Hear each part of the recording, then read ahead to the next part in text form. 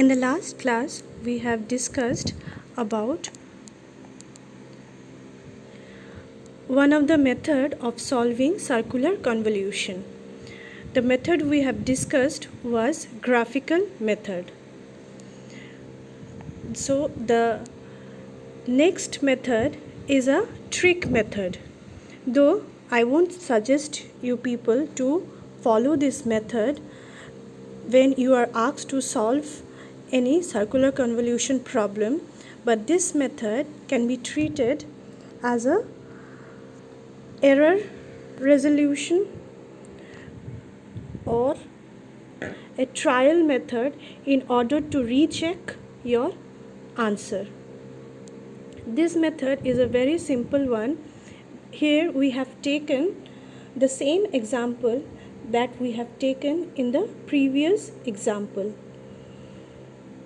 So one sequence here, which was Gn, is 1, 2, 0, 1, and the next sequence Hn is 2, 2, 1, 1, which is similar to the last problem.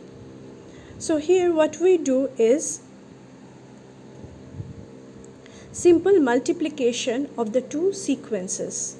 But before we start multiplying, we should always keep a track of the G0 and H0 terms, that is 1 and 2, which has been circled herein. We should not miss the track of these 2 points. So now we start multiplying. So the first product would be 1 into 1 is 1, 1 into 0, 0, 1 into 2, 2, and then 1 into 1 would be 1.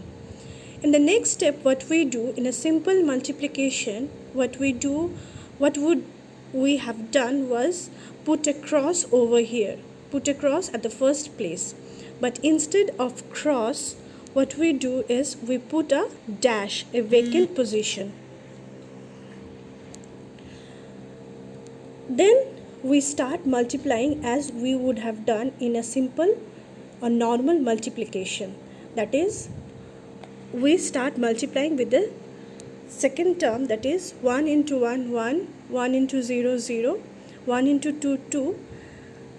The last product, that is 1 into 1, which is 1, is circular shifted to the vacant dash that we have provided previously.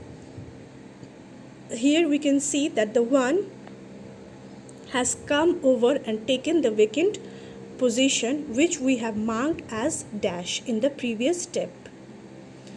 Similarly, in the third step, instead of putting 2 crosses, what we do is we put 2 vacant position, that is 2 dashes.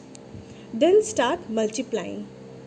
So the first product would be 2 into 1 as 2, 2 into 0, 0, 2 into 2, 4. This 4 takes the position of the first vacant dash.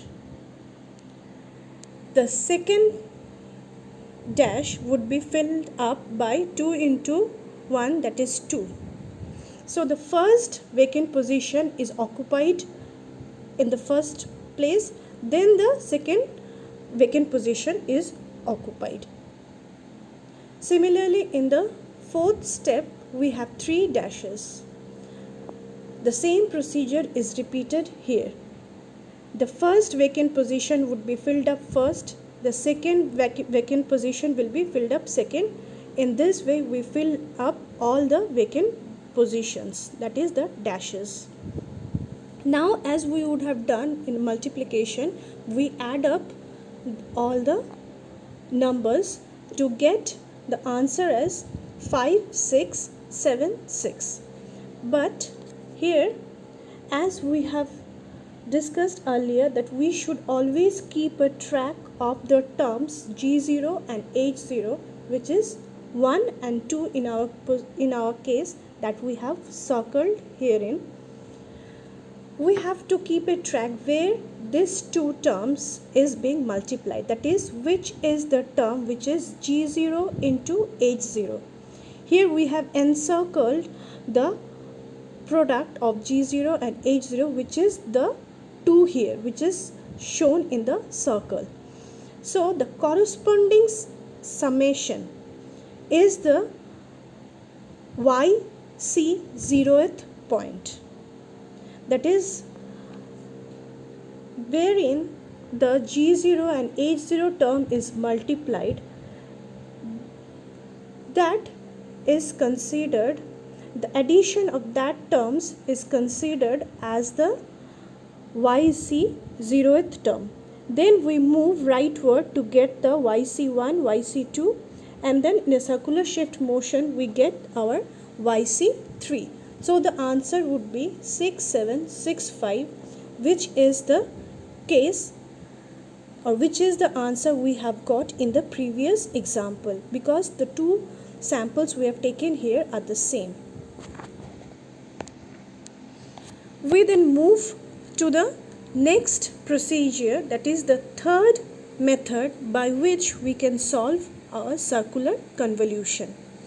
This method takes the help or utilizes the convolution property. According to the convolution property, the DFT, endpoint DFT of a circular convolution is individual DFTs multiplied together. We utilize the convolution property to find the circular convolution of two sequences. Herein we find, first step is finding the individual DFTs, individual endpoint DFTs, that is capital G of K and capital H of K. The second step would be finding out the multiplication of GK and HK. The third step is finding inverse Fourier transfer or inverse DFT of GK into HK. This method we have used previously in DTFT also.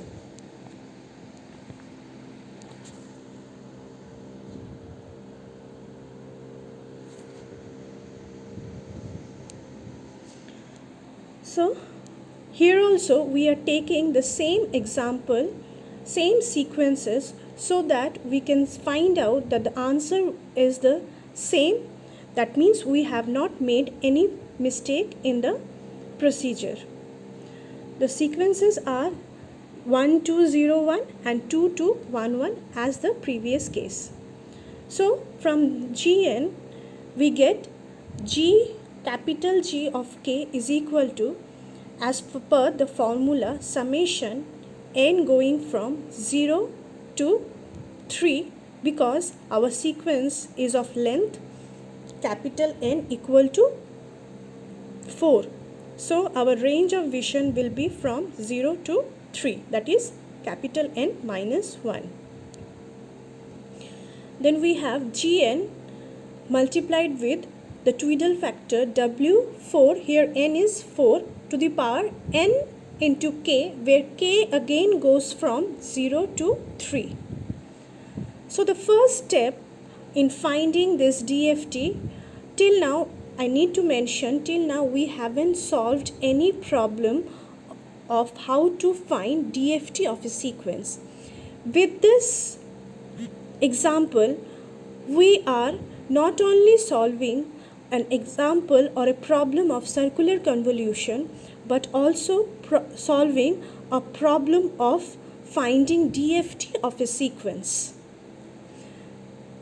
So here the first step that we have to find or follow is finding the Tweedle factor.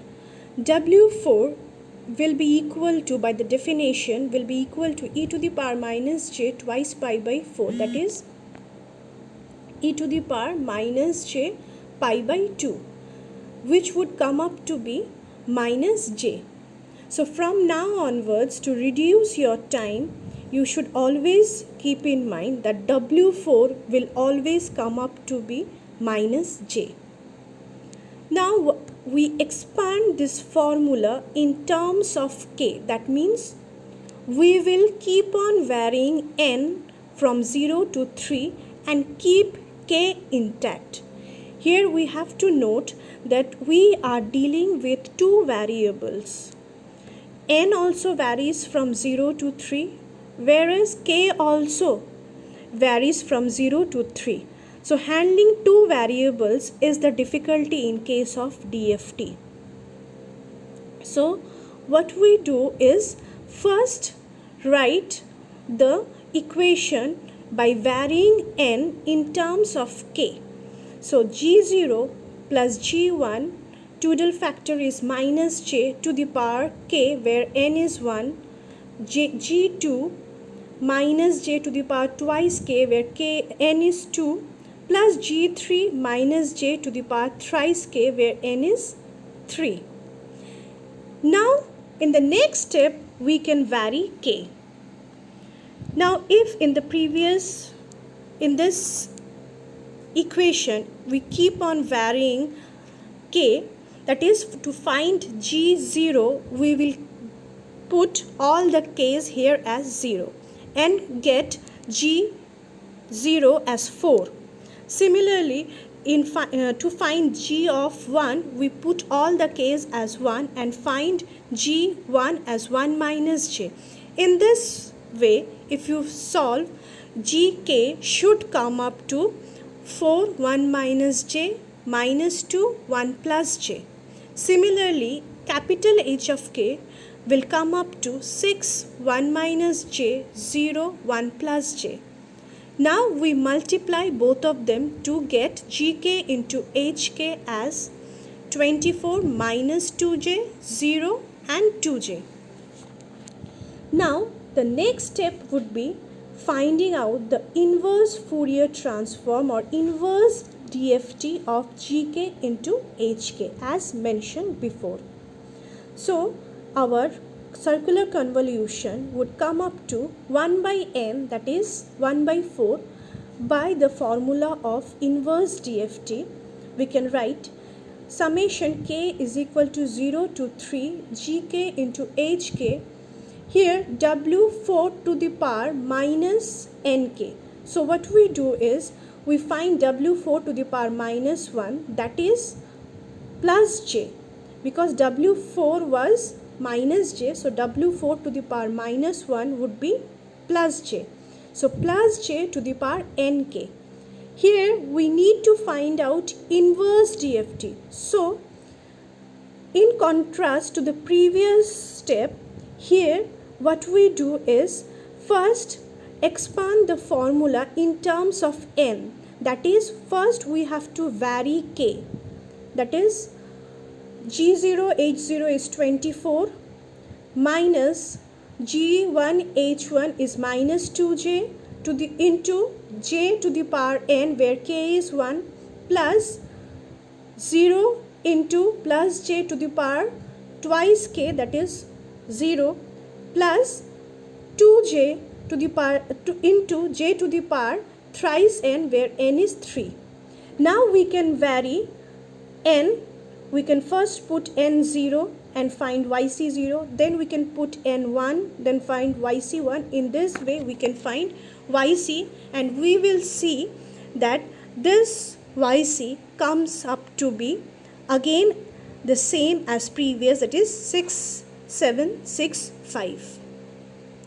You are to find the rest of yc and match the answer with the previous methods. In the next class, we will learn some other methods and proceed with the class. Thanks for now.